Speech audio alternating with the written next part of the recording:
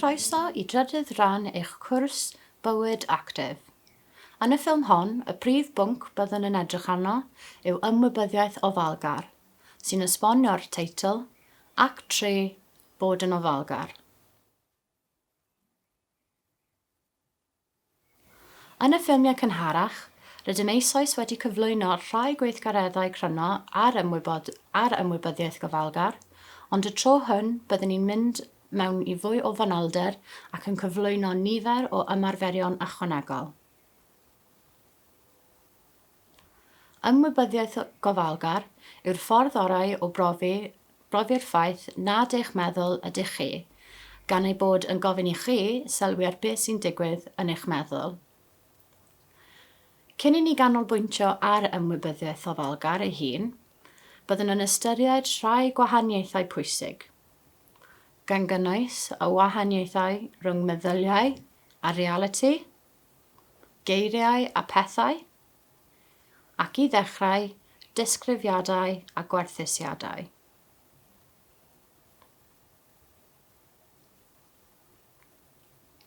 Dyma gwestiwn hawdd iawn. Faint oed ydych chi? Nawr, atebwch y cwestiwn, ydych chi'n hen? Mae'n siŵr ei fod yn hawdd iawn I chi ateb y gwestiwn am eich oed, faint oed ydych chi, ond efallai ei fod yn anodd o dod o hir I'r ateb cywir I'r ail gwestiwn, ydych chi'n hen?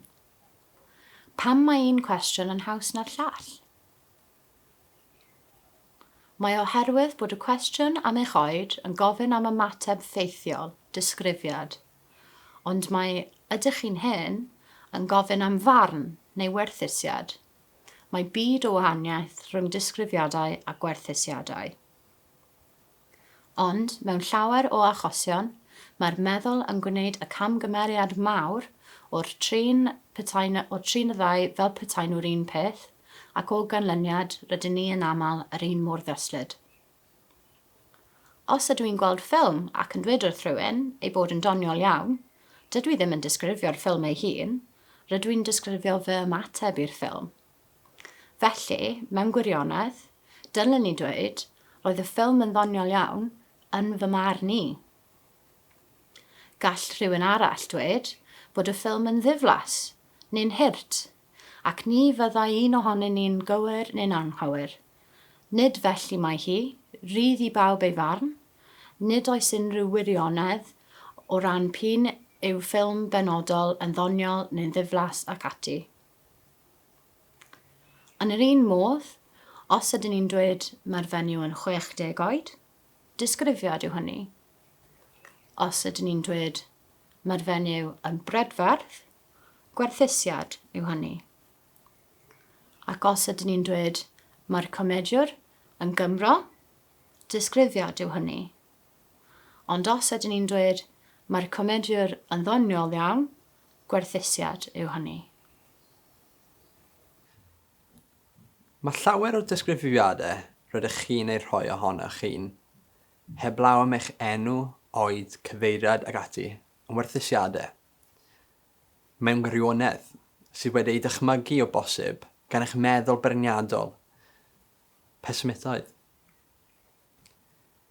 Nid yw pa un ydych chi'n hurt, yn dew, yn ddiflas ac ati yn fater o ffaith. Barnau gwerthusiadau yn unig ydyn nhw. Dychmygwch ddau unigolyn sy'n 50 oed. Mae un yn meddwl, dwi'n hen. Y llall yn meddwl, dwi'n ifanc. Nid yw un ohonyn nhw yn gywir, neu'n anghywir. Gwerthusiad ydyn nhw. Ond gallai gwerthusiadau gwahanol effeithio ar sut maen nhw'n teimlo a sut maen nhw'n ymddwyn. Pe byddai rhywun yn gofyn pa fath o berson ydych chi, felly byddech chi'n cael trafferth o'r hydeiriau.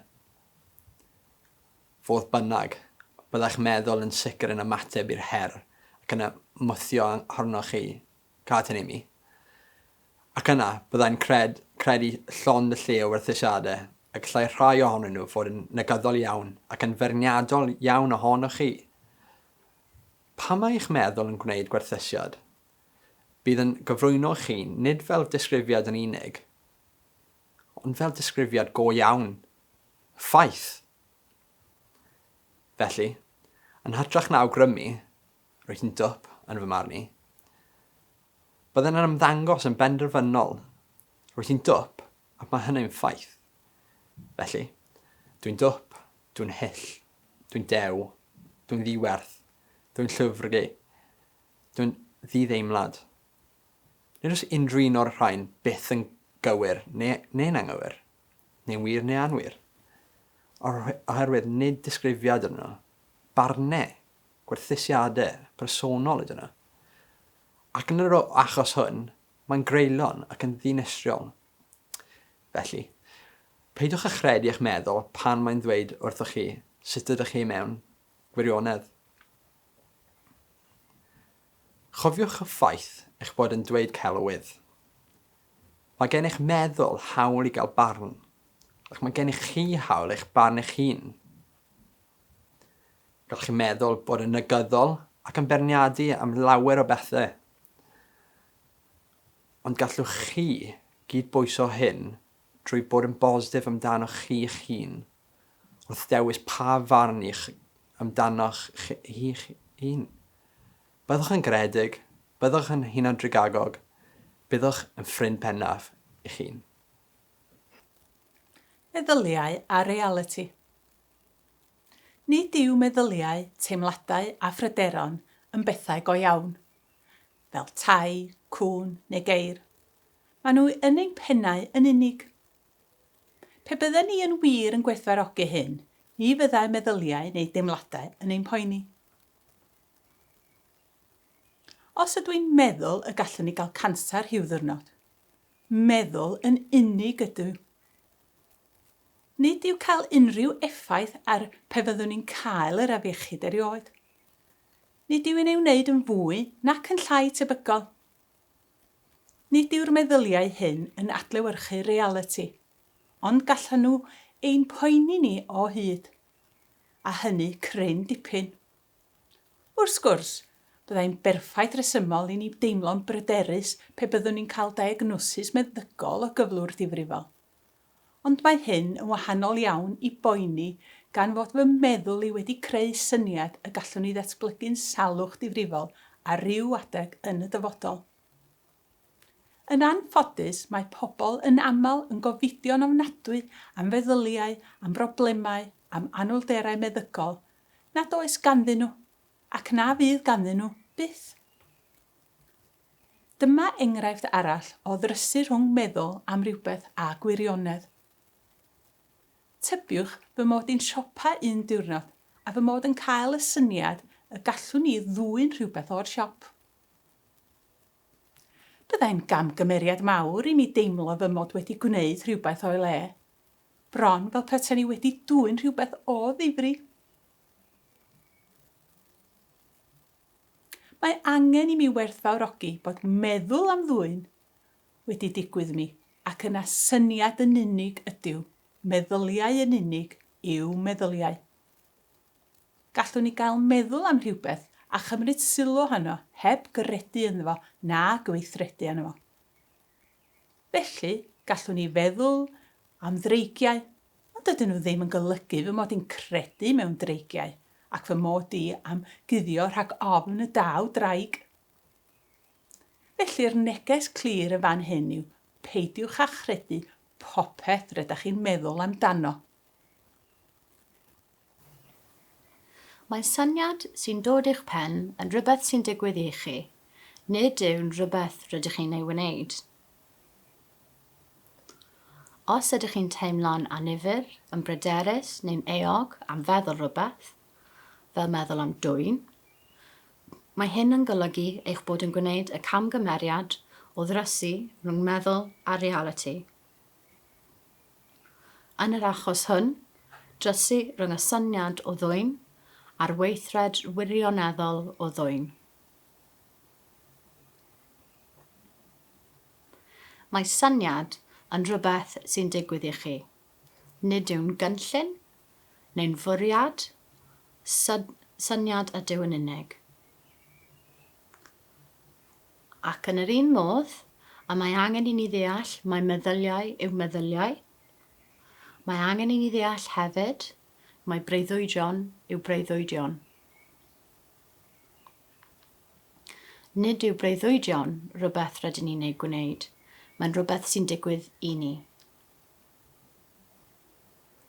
Os ydych chi erioed yn teimlo'n annifyr neu neog am rhywbeth o ydych chi wedi breuddwydio amdano, rydych chi'n gwneud y gamgymeriad o deimlo'n gyfrifol am eich breuddwydion, ond nid yw breuddwydion rhywbeth chi'n ei gwneud, mae'n rhywbeth sy'n digwydd i chi.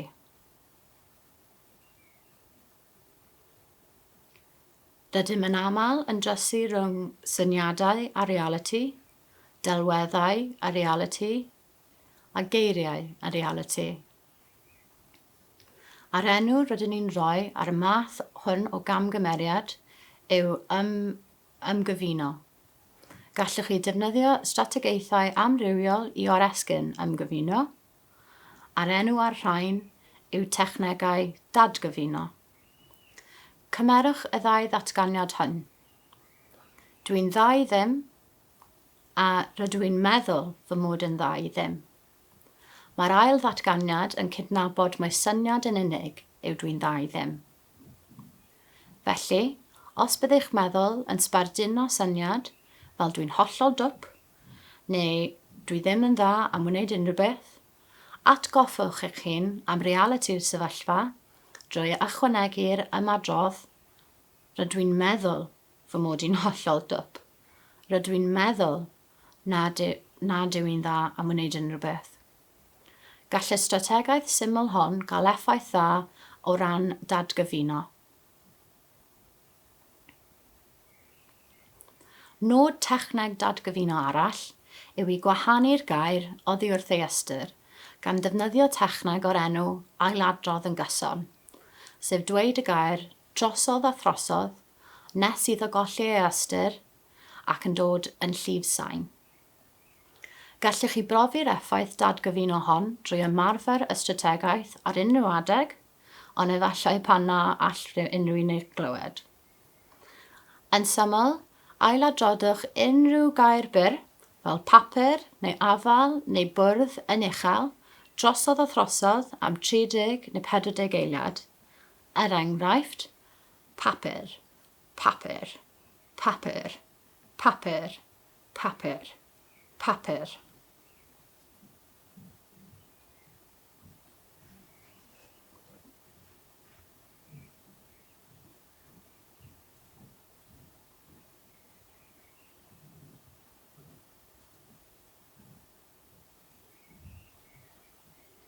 Ymhen amser, byddwch chi'n gweld bod ystyr y gair yn diflannu'r cefndir a bod y sain ei hun yn dod i'r blaen. Gall y strategaeth dadgyfuno ailadrodd yn gyson gael ei ddefnyddio i niwtraleiddio geiriau sy'n peri gofid i ni hefyd. Mae'r geiriau hyn yn eiriau gwenwynig i ni. Mae arweiniad ar sut i defnyddio'r dull ailadrodd yn gyson i datgyfuno geiriau genwynig yn cael ei roi yn y pecyn gweithgareddau a gallwch chi ei lawrlwytho o'r wefan. Ydych chi'n cofio'r hen ymadrodd Saesneg? Sticks and stones may break my bones, but words will never hurt me. A oes unrhyw wirionedd i'r hyn sy'n cael ei ddweud yma? Wel, mae'r llinell gyntaf yn gywir. Wrth gwrs gall fe na cerrig torri esgyn. Ond beth am yr ail llinell? A yw'n geiriau'n brifo pobl? Wel, ydynt yn wir. Ond, y gall ffyn a cerrig eich brifo, ni waith beth fyddwch yn meddwl amdanyn nhw, bydd geiriau ond yn eich brifo os byddwch chi'n anghofio mai dim ond geiriau ydyn nhw, ac yn credu bod nhw'n wir. Os byddwch chi'n gwerthfawrogi mai dim ond syniau neu farciau ar papur yw'r geiriau, ac yn ei derbyn fel hynny, yna mae yn wir, ni fydd geiriau yn eich brifo. Cofiwch fod dryswch y meddwl rhwng geiriau a reality yn un enghraifft yn unig o ymgyffuno. Mae math arall ymgyffuno yn cynnwys drysu rhwng delwedd, wrthrych a'i gwerthrych eich hun. Enghraifft o hyn fyddai deimlo'n llwglyd neu lyfeirio wrth weld llun o fwyd blasus. Yn yr achos hwn, byddai'n ymateb i ddelwedd bryntedig neu ddelwedd ar sgrin fel petai'n fwyd go iawn, fel petawn ni'n gallu fwyta. Gall datgyffuno golygu drysu rhwng yr hyn sy'n digwydd yn ei meddwl a realiti allanol hefyd. Ac rydyn aml yn gwneud y camgymeriadau mawr o ddrysu rhyngo fi a fy meddwl. Cofiwch, brif neges bywyd actif. Nid chi yw'ch meddwl datgyffuno ac ymwybyddiaeth o falgar. Y gweithgaredd gorau ar gyfer datgyffuno yw ymwybyddiaeth o falgar. Mae ymwybyddiaeth o falgar yn golygu bod unigolyn yn sylweddoli bod ei meddwl a'i teimladau ar wahân iddyn nhw'n eu hunan. Cyn bo hir, byddwn yn cyflwyno nifer o arferion ymwybyddiadau o falgar. Ond byddwn yn dechrau y gweithgaredd datgyffuno o'r enw Dail yn arnofio i lawr yr afon. Mae'r dechneg hon yn gofyn i chi wahanu eich hun oddi wrth eich meddyliau mewn modd gweithredol ond addfwyn. Gydag ychydig bach o ymarfer, byddwch yn gallu defnyddio'r dechneg hon i leddfu'r gofid sy'n cael ei achosi gan feddyliau a themladau benodol. Ni fydd y gweithgaredd hwn yn eich atal rhag gael meddyliau digroeso, ac ni fydd yn gwneud iddyn nhw diflannu, ond bydd yn eich helpu ymateb feddyliau a theimladau ddigroeso, fel ei bod nhw'n peri llai o ofid. Felly, gadewch ni ddechrau'r gweithgaredd hon. Dail yn arnofio i lawr yr afon. Eisteddwch yn gyfforddus a cheuwch eich llyged yn ysgafn, os ydych chi'n fodlon gwneud hynny. Nawr, dychmygwch eich bod yn eistedd ar lan afon, yn gwylio'r dŵr yn llifo yn araf. Dychmygwch eich bod yn diwrnod cynnes, braf, eich bod eich pen eich hun, a'ch bod yn dawel ac yn llonydd wrth chi gwylio'r afon yn llifo'n araf. Wrth i chi wylio yn hyn, rydych chi'n sylw bod ychydig o goed dal i fyny'r afon, ac o bryd i'w gilydd, mae deilyn fawr yn disgyn o un ohonynt, ac yn nofio'n araf drwy awyr nes iddi lanio'n wyneb y dŵr. Yna, mae'r dŵr yn cludo'r ddeilyn araf i lan yr afon. Gwylwch hyn yn digwydd. Gwylwch wrth i'r ddeilyn ollwng i'r dŵr, a mynd heibio chi'n araf bach, cyn cael eich chludo ymellach i lawr yr afon nes iddi flannu o golwg. Wrth i chi dychmygu'r olygfa hon, gallai amrywiaeth o syniadau ddod i'ch meddwl. Efallai bod gennych chi atgofion o ddigwyddiadau yn y gorffennol neu feddyliau am y dyfodol. Gallai o'r syniadau hyn fod yn rhai pryderus, hapus neu drist. Pan fydd syniad penodol yn dal eich sylw, dychmygwch i roi yr ddeilen sy'n llifo i lawr yr afon. Trosglwyddwch y syniad yn uniongyrchol i'r ddeilen, fel ddelwedd efallai, neu fel gair neges sydd wedi ysgrifennu ar y ddeilen. Aroswch ar y lle hwnnw ar lan yr afon, yn gwylio'r ddail yn mynd heibio. Os daw syniad eich meddwl, rhowch y syniad hwnnw ar ddeilen yn ofalus, a gwylwch wrth i'r ddeilen i gludo i lawr yr afon nes iddo fynd o'r golwg. Gadewch i bethau digwydd yn naturiol wrth i chi sylwi ar beth sy'n digwydd. Os na ddaw unrhyw ddail, neu os bydd ddeilen ddim yn ddyflannu, sylwch ar hynny. Os bydd sŵn neu deimlad yn eich corff yn tynnu eich sylw, sylwch ar hynny hefyd a gadewch iddo gilio. Os bydd rhywun yn tynnu eich sylw oddi wrth y gweithgaredd ar unrhyw adeg, dewch â chi nôl i'r lan yr afon a'r dŵr yn llifo'n heibio. Nawr, gadewch i ni dreulio munud arall yn gwneud gweithgaredd hwn yn dawel. Dychmygwch ar olygfa, glan yr afon, y dŵr, y coed, ambell deilen y disgyn, a chi'n rhoi ddelwedd syniad neu deimlad ar hyn o'r dail sy'n arnofio.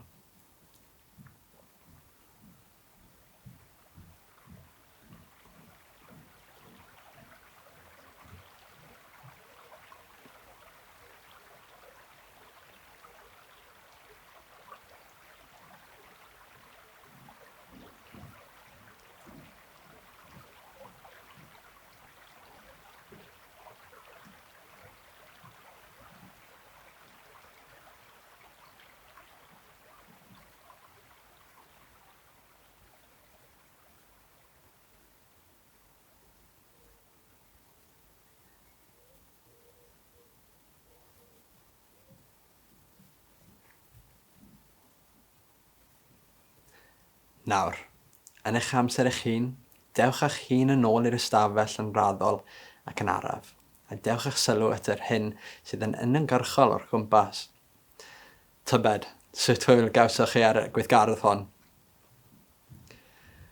Mae'n werth ymarfer rheolaidd a threulio mwy o amser o lan yr afon dychmygol, efallai cyn hired y 10 i 15 munud. Gall dail yn arnofio i lawr yr afon fod yn ffordd ddefnyddiol iawn i embellau oddi wrth. Syniadau, delweddau a themladau sy'n peri gofod a thros amser, efallai byddwch chi'n cael bydd mawr o'r gweithgaredd datgyffuno syml ond grymus iawn. Bod yn ofalgar. Mae llawer o'n gweithredoedd yn ddiofal ac yn gyffredinol dydy hynny ddim yn broblem. Mae'n peth da nad ydyn ni'n gorfod meddwl am anadlu, na sut i symud ein coesau wrth i ni gerdded fel arfer. Mae'r pethau hyn yn automatig, yn gyffredinol, maen nhw'n digwydd ar autopilot. Wedi ni ddysgu sut i gerdded, darllen a gyrru, does dim angen i ni feddwl sut i wneud y pethau hynny. Rydyn ni'n ei gwneud nhw. Mae'n meddwl yn ei gwneud fel mater o drefn. Ond mae llawer o'r pethau rydyn ni'n ei gwneud yn gofyn i ni dalu sylw. Meddwl yn ofalus a gweithio peth allan. Mewn geiriau eraill, bod yn ofalgar. Mae 2 ffordd i fod yn ofalgar. Pe byddwch chi'n prynu beic, er enghraifft, byddwch chi'n meddwl amdano'n ofalus iawn. Beth yw'r pris? A yw'r beic y maint cywir? Sawl ger sydd ganddo? A oes ganddo frecs da? Byddwch chi byth yn prynu beic yn ddi-ofal, heb feddwl amdano. Byddwch chi'n pwyso a mesur ac yn gwneud penderfyniadau gofalus. Byddwch yn ei wneud yn ofalgar. Felly, mae gweithio pethau allan, pwyso a mesur, meddwl ymlaen llaw, llunio barn ac ystyried dewisiadau a phenderfyniadau yn un ffordd o fod yn ofalgar. Ond, ffordd arall o fod yn ofalgar yw'r hyn rydyn ei alw'n ymwybyddiaeth ofalgar. Mae hyn yn cynnwys sylwi ar beth sy'n digwydd. Nid meddwl am bethau'n mwriadol, llunio barn a gweithio allan, ond sylwi ar beth sy'n digwydd yr eiliad honno, yn y fan a'r lle. Wrth i chi ymarfer ymwybyddiaeth ofalgar, gallwch chi ganolbwyntio ar rhywbeth sy'n digwydd allan yn fanna, fel tonnau ar y traeth, neu gallwch chi ganolbwyntio ar rhywbeth mewnol, fel eich bod yn sylwi ar feddyliau neu deimladau yn eich corff. Nid yw ymwybyddiaeth ofalgar yn golygu newid eich meddwl, neu newid beth rydych chi'n meddwl amdano. Ond mae'n golygu newid sut rydych chi'n ymatab i'ch meddyliau a'ch teimladau. Fel eich bod yn sylwi yn unig ar eich prosesau meddwl mewn ffordd addfwyn, chwilfrydig a datgysylltiedig. Mae rhoi sylw i'ch meddyliau a'ch teimladau fel hyn yn cadw eich ffocws ar y presennol. Mae sylwi yn unig yn golygu nad ydych chi'n ceisio newid neu rheoli'r hyn sy'n digwydd. Rydych chi'n sylwi yn unig heb wneud ymdrech. Wrth ymarfer ymwybyddiaeth ofalgar, rydych chi'n sylwi ar beth sy'n digwydd ac yn ei dderbyn heb farnu na gwerthuso. Felly, pam ddaw syniad i'ch meddwl, nid ydych chi'n poeni am pa un ydy'n wir neu'n anwir, yn briodol neu'n amrhodol, dydych chi ddim yn poeni amdano. Mae ymwybyddiaeth ofalgar yn ein helpu i ddeall bod ein holl meddyliau a theimladau gan gynnwys yr rhai sy'n ein gwylltio neu yn codi ofn arno ni, yn ddigwyddiadau dros dro. Maen nhw'n diflannu'n fuan. peidiwch â gwneud y camgymeriad o feddwl am ymwybyddiaeth ofalgar fel techneg ymlacio yn bennaf. Efallai y byddwch yn ymlacio wrth ymarfer ymwybyddiaeth ofalgar, ond gallwch chi fod yn fywiog ac yn teimlo dan straen hefyd, enghraifft wrth ymarfer crefft ymladd. Yn yr un modd, nid yw ymwybyddiaeth ofalgar yn gyflwr, fel llesmair neu hypnosis. Nid yw ymwybyddiaeth ofalgar yn gyflwr meddwl. Y gweithgaredd o sylwi yw sylwi ar beth sy'n digwydd y tu mewn a'r tu allan mewn ffordd afwyn, chwilfrydig a datgysylltiedig. Cyn dweud mwy wrthych am ymwybyddiaeth ofalgar, fe wnawn ni gymryd rhan mewn gweithgaredd ymwybyddiaeth ofalgar byr.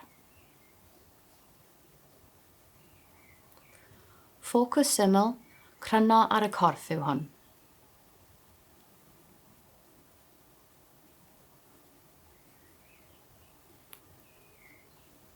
Enghraifft gryno o dechneg canolbwyntio ar y corff yw hon, ac am y reswm hwnnw, byddaf yn gofyn i chi ganolbwyntio eich sylw ar un rhan o'ch corff, yn yr achos hwn eich llaw chwith. Gwnewch eich hun yn gyfforddus ac ewch eich llygad, os ydych chi'n fodlon gwneud. Dewch eich sylw at eich llaw chwith a gwnewch yn siŵr ei bod mewn ystym a byddwch yn gallu ei ddal yn gyfforddus am y 2 neu 3 munud nesaf. Pan fyddwch yn gyfforddus, dechreuwch canolbwyntio ar unrhyw beth gallwch chi ei deimlo yn y llaw hon, a chanolbwyntiwch ar y teimladau hynny am ychydig bach.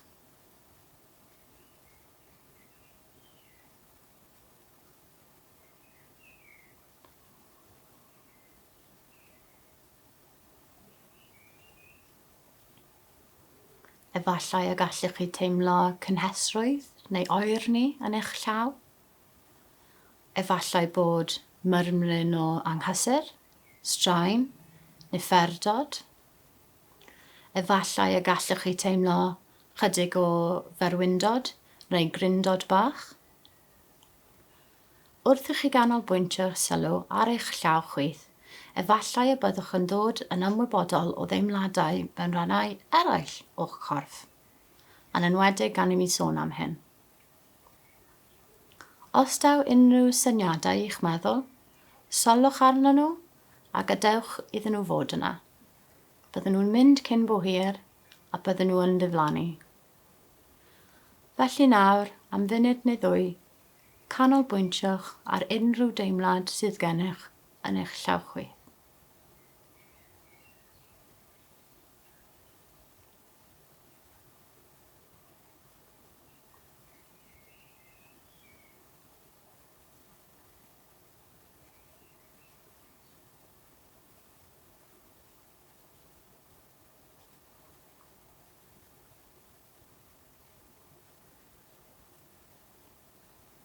Nawr, yn eich amser eich hun, dewch ar gweithgaredd hwn i ben yn raddol a dewch yn ôl i'r ystafell neu'r fan rydych chi ynddi.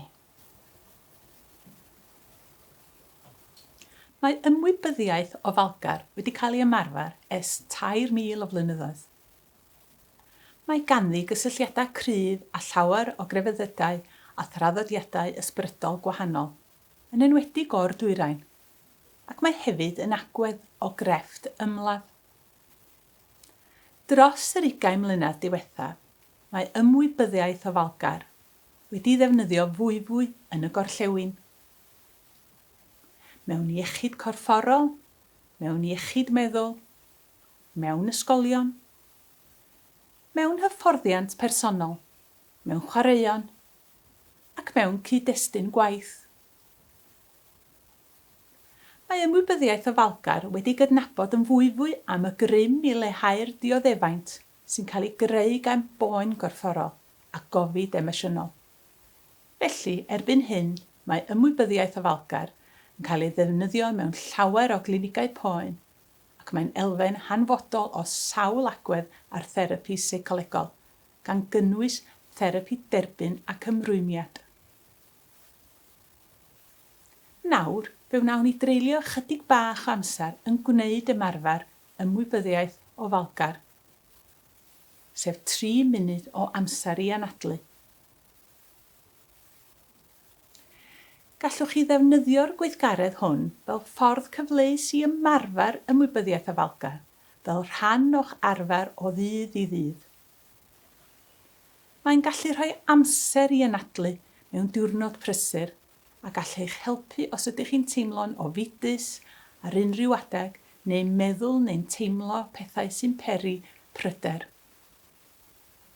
Mae 3 cam i'r gweithgaredd hwn, ac mae bob un ohonynt yn para tua munud. Mi wna i ddisgrifio bob un ohonynt cyn i ni ddechrau. Yn y cam cyntaf, byddwch yn sylwi ar unrhyw feddyliau, teimladau ac ymdeimladau sydd gennych chi ar hyn o bryd. Yn yr ail gam, byddwch yn canolbwyntio ar eich anadlu ac yn sylwi ar yr holl deimladau corfforol sy'n codi wrth i chi anadlu i mewn ac allan. Yn y trydydd cam, sef y cam ola, byddwch yn ehangu'r ffocws eich sylw mwyn i chi ddod yn ymwybodol o'r holl deimladau sy'n dod o bob rhan o'ch corff. Nawr, mi wna i eich arwain drwy'r gweithgaredd byr hwn. I ddechrau, ymlaciwch a gwnewch eich hun yn gyfforddus. Ceiwch eich llygad os ydych chi'n teimlo'n gyffyrddus yn gwneud hynny, ac ymlaciwch eich ysgwyddau. Wrth i feddyliau, delweddau a theimladau ddod i'r angl, sylwch arnyn nhw a gadewch iddyn nhw bylun naturiol. Gadewch i hyn ddigwydd am funud neu ddwy. Sylwch ar unrhyw syniad neu deimlad sy'n dod i'r amlwg.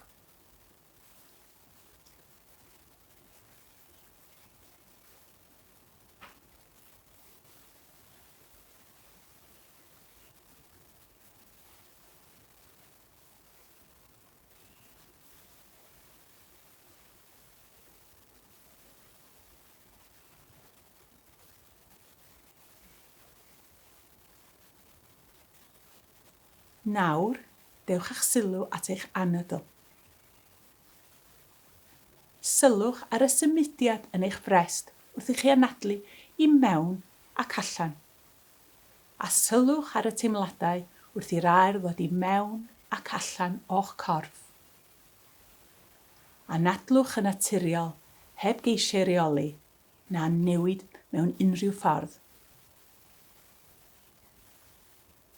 Daliwch ati i ganolbwyntio ar eich anadlu, gan sylwi ar bob rhan o'r cylchred wrth i chi anadlu mewn ac allan, a chanolbwyntiwch ar yr hyn am gyfnod byr.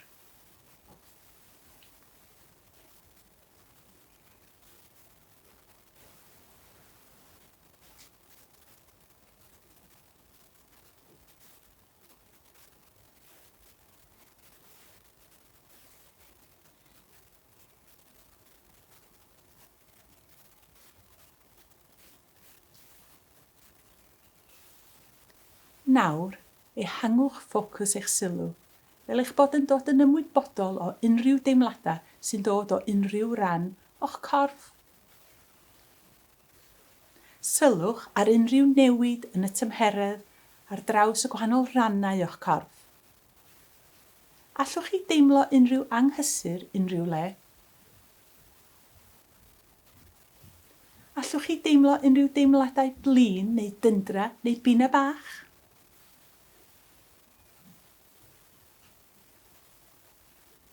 Sylwch ar unrhyw deimlad corfforol sy'n dod o gysylltiad â'ch dillad. Sylwch ar unrhyw deimlad yn y corff.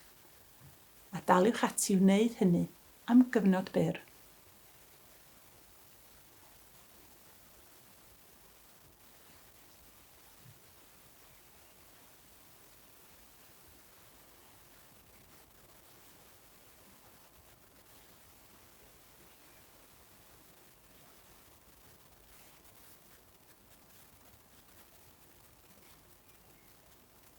Nawr, yn eich amser eich hun, a gorwch eich llygad yn raddol, a dewch yn ôl i'ch amgylchedd ffisegol. Pa na fyddwn ni'n gallu gysgu gyda'r nos, efallai byddwn yn ceisio gorau glas yn mynd i gysgu. Ond gallai ceisio mynd i gysgu yn cadw'n effro. Ar y llaw arall, os byddwn yn derbyn ein bod yn effro ac yn rhoi'r gorau geisio mynd i gysgu, gallwn ymlacio, ac os yw hynny'n ddigwydd, wyddwch chi'n byth. Efallai byddwn yn syrthio i gysgu. Yn ymal, mae pobl sy'n ymarfer ymwybyddiaeth y falgar yn rheolaidd yn gysgu am gyfnod byrrach, ond yn teimlo ffres ac yn effro pan fydden nhw'n deffro. Felly, mae'n ymddangos bod ymwybyddiaeth y falgar yn darparu rhai o'r manteision a mae pobl yn gael fel arfer ar cael noson dda o gwsg. Felly, os ydych chi'n effro pan ydych chi eisiau bod yn effro, mae'n dda ymarfer ymwybyddiaeth y falgar. Gall hyn leddfu unrhyw straen a'ch helpu gysgu, ac os nad ydyw gallech gael rhai o'r manteision o ymwybyddiaeth y falgar, byddech chi'n gael ei gysgu. Felly, y naill ffordd neu'r llall, rydych chi yr eich ennill. Un cyd-destun ar gyfer ymarfer ymwybyddiaeth y falgar yw myfyrio, ond gallwn ymarfer ymwybyddiaeth y falgar mewn llawer o ffyrdd eraill, llai ffurfiol hefyd. Gallwch chi wneud bron i unrhyw beth yn y falgar. Mae llawer o ffyrdd gyflym a hawdd i ychwanegu ychydig bach o ymwybyddiaeth y falgar at eich bywyd. Ac, os byddwch chi'n ymarfer y rhain yn rheolaidd, gallwn nhw wneud byd o lles i chi. Mae gweithgareddau ymwybyddiaeth o falgar anffurfiol yn cynnwys cerdded yn y falgar, ymestyn yn y falgar, gwylio'r tonnau ar y traeth yn y falgar, gwylio'r cymylau symud yn y falgar, sefyll mewn rhes yn y falgar, yfed gwydraid o ddŵr yn y falgar. Ydych chi erioed wedi treulio amser yn gwylio'r cymylau yn symud drwy'r awyr? Yn sylwi'r bysgod yn nofio mewn tanc? Yn gwylio differion glaw yn llifo i lawr ffenestri? Yn edrych ar y sêr gyda'r nos? Gallai unrhyw un o'r gweithgareddau hyn, lle ydych chi'n sylwi'r unig, gyfrif fel gweithgaredd ymwybyddiaeth y falgar anffurfiol. Gallwn ni'n wneud gweithgaredd tebyg nawr. Yn fuan, bydd y sgrin yn llawn llunio sgwigod, a bydd yn rhain yn popian yn raddol, nes nad oes unrhyw swigod ar ôl. Fel gweithgaredd ymwybyddiaeth o falgar anffurfiol, sylwch ar beth sy'n digwydd ar y sgrin.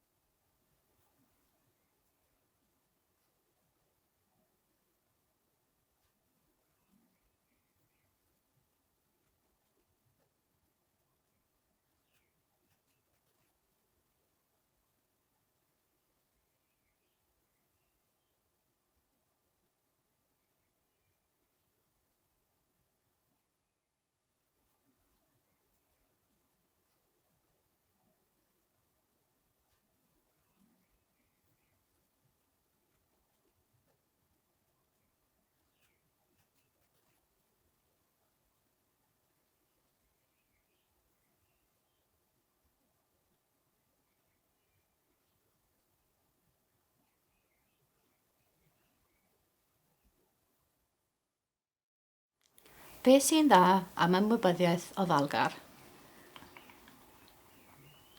Gallai pobl sy'n ymarfer ymwybyddiaeth o falgar yn reolaidd ennill llawer o fanteision, gan gynnwys llai o straen, mwy o ymdeimlad o dawelwch, llai o feddyliau digalon a chanolbwyntio'n well. Hefyd, gallen nhw brofi llai o ddioddef pan fydden nhw mewn poen, mwy o ymwybyddiaeth o'i corff, cysgu'n well, a mwy o greadigrwydd. Mae ymarfer ymwybyddiaeth ofalgar yn reolaidd hefyd yn gysylltiedig â llai o fyrbwylltra a mwy o hunanreolaeth, a mwy o drigaredd a hunandrigaredd. Gan fod cymaint o fanteision posibl i'w gael o ymarfer ymwybyddiaeth ofalgar yn reolaidd, rydym yn gobeithio byddwch chi yn eich archwilio fel ffordd bosibl i fyw bywyd llai ungol, mwy gwerthchweil a mwy bwyddhas. Erbyn hyn, mae llyfrau lliwio oedolion yn boblogaidd iawn, ac yn aml yn cael ei gwerthu fel llyfrau lliwio ymwybyddiaeth ofalgar. Gall lliwio llun fod yn weithgaredd ymwybyddiaeth ofalgar, ond nid ydw i pob tro. Nid yw ymwybyddiaeth ofalgar yn ymwneud â beth rydych chi'n ei wneud. Mae'n ymwneud â sut rydych chi'n gwneud y pethau. Pan rydych chi'n lliwio llun yn ofalgar, rydych chi'n canolbwyntio'n llwyr ar beth sy'n digwydd funud hon. Ar awgeithgarau lliwio, ar y llun ei hun, ac ar unrhyw feddyliau neu deimladau sy'n digwydd dod i'r amlwg. Mae lliwio llun ofalgar yn cynnwys sylwi ar y teimladau sy'n dod o bob un o'n eich synwyrau. Sylwch ar yr ansawdd y lliw'r papur, siop y llinellau pryntedig, a lliwio'r croenau, neu'r pensiliau rydych chi'n defnyddio. Sylwch ar y teimladau sy'n dod o'r cyhyrau, a'ch braich a'ch arddwrn. Gwrandewch ar unrhyw synnau sylwch ar eich meddyliau wrth i chi weld y llun yn newid, ac wrth i chi newid bob lliw a penderfynu pa ran o'r llun i'w weithio ar ei nesaf. Gweithgareddau gofalgar. Y tro hwn, rydyn awgrymu rhagon o weithgareddau ymwybyddiaeth ofalgar, y gallech fod eisiau ymarfer yn eich amser eich hun. Sef y reisyn, gwrando'n ofalgar ar dawelwch, a canolbwyntio'n ofalgar ar gynhaliaeth ffisegol. Rydym hefyd yn cynnwys y dechneg ddadgyfuno dail yn arnofio i lawr yr afon. Mae cyfarwyddiadau manwl ar gyfer bob un o'r rhain yn y pecyn gweithgareddau a gallwch chi lawrlwytho, ond byddwch yn rhoi cyflwyniad byr i bob un ohonyn nhw nawr. I ddechrau, y reisyn. Mae'r gweithgaredd hwn yn cynnwys sylwyn araf iawn ar bob un o'n teimladau sy'n gysylltiedig â reisyn, neu fwyd soled arall fel grawnwyn neu losin. Cymerwch reisyn ac edrychwch arno o bob ochr, gan dreulio o leiaf munud yn gwneud hynny. Edrychwch ar y lliw, ar arwyneb, gan sylwi ar sut mae reisyn yn edrych yn wahanol wrth i chi symud ac wrth iddi ddal yn y gola ar onglau gwahanol. Yna, teimlwch y gwead gan sylwi ar bob teimlad a darganfyddwch a oes unrhyw arogl i'r reisyn. Daliwch y reisyn yn eich ceg am ychydig bach a'i archwilio'n araf gyda'ch tafod.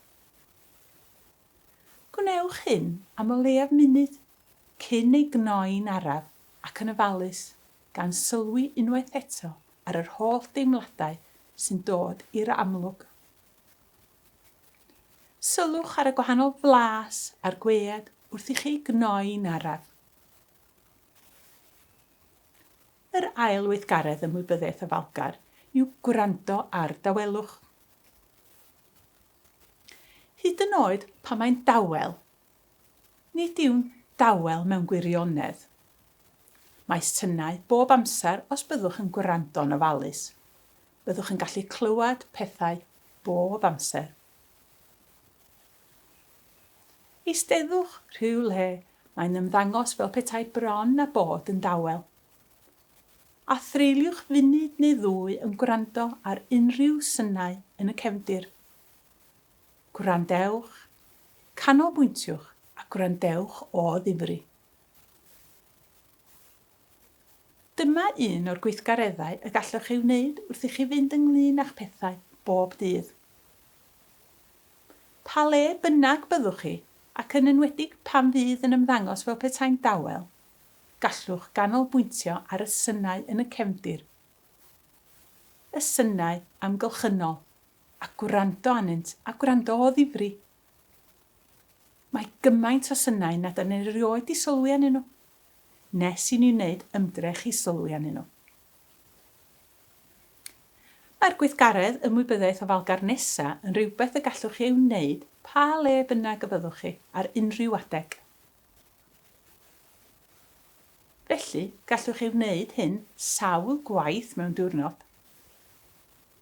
Mae canolbwyntio'n o falgar ar gynhaliaeth ffisegol yn cynnwys sylwi ar y teimladau sy'n gysylltiedig a beth bynnag sy'n rhoi cynhaliaeth ffisegol a charfforol i ni y funud honno. Bob munud, lle bynnag yr ydych chi, lle bynnag chi sefyll, eistedd, gorwedd i lawr, rydych chi'n cael eich cynnal gan y gadair ydych chi'n eistedd ar, neu y soffa, neu'r gwely sy'n eich cynnal eich pwysau chi, neu'r llawr o dan eich traed. Anaml iawn ydyn nhw'n ymwybodol o'r teimladau sy'n gysylltiedig a beth bynnag sy'n ei cynnal. Ond fel gweithgaredd gofalgar, gallwn ni ganolbwyntio ar y teimladau ym mha ran bynnag o'r corff sy'n cael ei gynnal.